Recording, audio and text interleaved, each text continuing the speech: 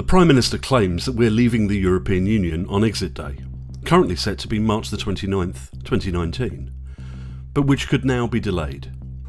However, if MPs vote for what is inaccurately called the withdrawal agreement, we will not in reality be leaving the European Union at all. As Article 7 of the text states, we would be treated as a member state in provision of union law, but one without the ability to nominate, appoint or elect members to the EU institutions or to participate in decision making. Neither would we have any vetoes on EU laws or decisions. This international treaty, keeping us in the EU, could extend as far as the end of this century before we did actually leave, regardless of the Northern Ireland backstop. Throughout that period, we would be bound by all international agreements the EU makes. We would be bound to EU tax rates, such as on VAT, and to pay pensions to ex-EU employees free of tax.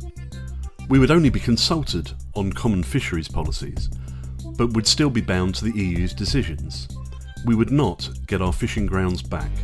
The level of support we give British farmers would be limited to 2019 levels, even if the EU substantially increased support and priced our farmers out of the market. And the EU would have control of state aid, even beyond the end of the treaty, which would greatly limit the ability of our government to be able to help our industries.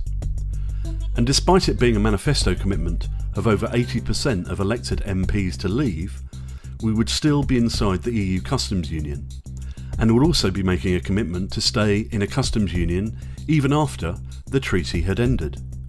The cost of remaining in the EU on these terms is the highly publicised £39 billion. The Attorney General, the highest government legal authority in the UK, estimates we only legally owe £8 billion.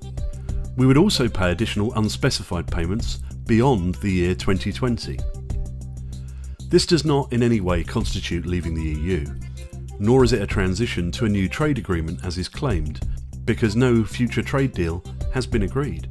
If members of Parliament were to vote for this next week, they would make our nation a vassal state. They would betray democracy and all of us. 52% voted to leave the European Union, and the 48% certainly didn't vote to remain like this. Some people will try and say that the content of this video is untrue, but you can verify it yourself by downloading the withdrawal agreement from the government's website. Unfortunately, our members of Parliament are not aware of the trap that we're walking into. They typically receive tens of thousands of emails every month. The only way we can hope to get this message across is by sheer weight of numbers. So please, share this video with everyone you can, and find out who your MP is, email it to them, and post it in reply to their recent posts on their Twitter and Facebook pages. Your actions could make all the difference, and quite literally, save our nation. Thank you.